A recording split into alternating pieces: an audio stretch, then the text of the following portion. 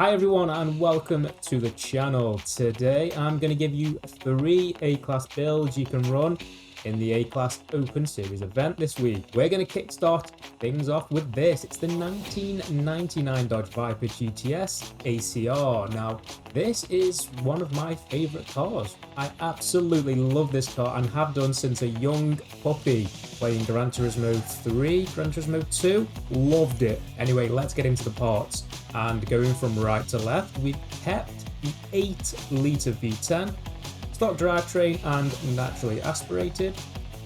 Aero and appearance, we've got the race rear wing and a race front bumper, no rear bumper and a stock hood. In drivetrain, we've got a stock clutch with a race transmission, no driveline and a race differential. For the front rim side, it's 19 inches and for the rear is 19 inches. And the alloys I've gone for are the OZ Rally Racing. Tyres, we've got a race tyre compound with a stock front tyre width and a stock rear tyre width. In platform and handling, we've got race brakes, race springs and dampers, front and rear race anti-roll bars with a race weight reduction, stock roll cage and an extra light ballast just to drop it into A-Class. In engine, everything is completely stock, likewise fuel and air. So they're all the parts that are installed on the Viper. Let's get into the build. Alright, starting with tyre pressures, we've got 30 psi front and 30 psi on the rear. In gearing, 610 final drive normal status there, and these are the individual gear ratios. Alignment, -1.7 front and -1.2 on the rear. We've got 0 toes and a caster at 7 degrees. Anti-roll bars, we've got 28.03 on the front and 23.03 on the rear. For springs, we've got a stiffer front layout, so 525.3 pounds on the front and 450.4 pounds on the rear.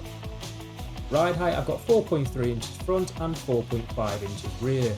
The car doesn't bottom out at all, so feel free to knock this down if you really want, but I tuned it here, so I'm keeping it where it is. Damping, 3.2 front bump stiffness, and the rear is at 2.4, and the front rebound's at 11.8, and the rear is at 12.3. Over to suspension geometry, we've got a 5.5 roll centre front, and a 5.9 roll centre rear. And now anti-dive, we've got 35.4%. This car does have a lot of squat, so I've knocked it up to 20.2% just to keep that back end from squatting down. But feel free to knock this down if you think it's a bit too aggressive on initial throttle. Aero, I've got the front maxed out at 100 and the rear at the minimum at 75. If you do want a bit more stability in these high speed corners, maybe knock it up to 100, 125, but being honest lads, I don't really think it needs it. Brakes, do what you want here. I've got 50% and 150, and differential is 100% acceleration and 10% deceleration. Mate, this car is a monster. I cannot explain to you how solid this car is. I'd recommend giving this a burn, boys, because you will not regret it, and definitely store it in the archive the next time you use an A-Class car. And car number 2 is the 1988 Lamborghini Countach LP5000 QV. Let's be honest, boys, this has always been a solid car in A-Class, like since I can remember in Forza. This is a beast of a car. Let's tune it and let's see if it can carry on its legacy as a monster in the franchise. So we're going to start with conversions. Nothing to report here, boys. Still got the stock engine, stock drivetrain and naturally aspirated. In aero and appearance, we've got a race rear wing and a race front bumper, no rear bumper or hood. In drivetrain, we've got a stock clutch with a race transmission, sports driveline and a race differential. In wheels, we've got the front rim size stock and the rear rim size stock. And the alloys I've opted for are Pro Race ones by Team Dynamic Racing. Just make sure you choose the lightest wheels. In tyres, we've got a race compound with a 235mm front tyre width and a 355mm rear tyre width. It does have a lot of back end grip, but that's what the tune's for. We'll be able to hopefully tune that understeer out.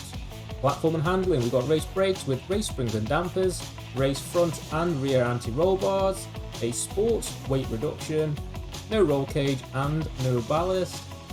And in engine we've got everything completely stock, likewise fuel and air. So now with all the parts installed, boys, let's get into the tune. So the tune starts with tyre pressures, 30.5 psi front and 30.5 psi on the rear. Gear ratios, this is what I've opted for, feel free to change if you wish. Alignment, we've got a -1.8 front and a -1.4 rear. Toe is 0 and 0, and the front caster angle is at 7.0 degrees. Anti-roll bars, we've got 22.57 on the front and 19.55 for the rear. Springs, we've got 400.4 pounds on the front and 550 pounds bang on for the rear. Ride heights, just knocked up a few clips to 2.9 inches front and 2.9 inches rear. In damping, we've got a front bump stiffness of 2.9 and a rear bump stiffness of 3.6. In rebound, we've got 9.0 on the front and 11.7 for the rear. It just helps keep that back end gripping going into corners.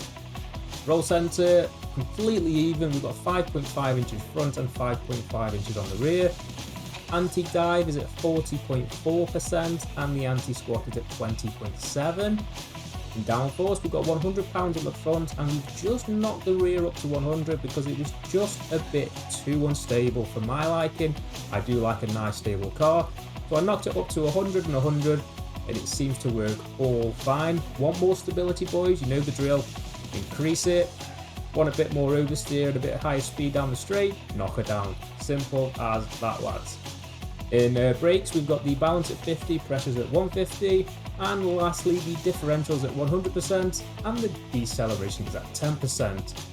Boys, the next car on the list is the 2020 Toyota GR Supra.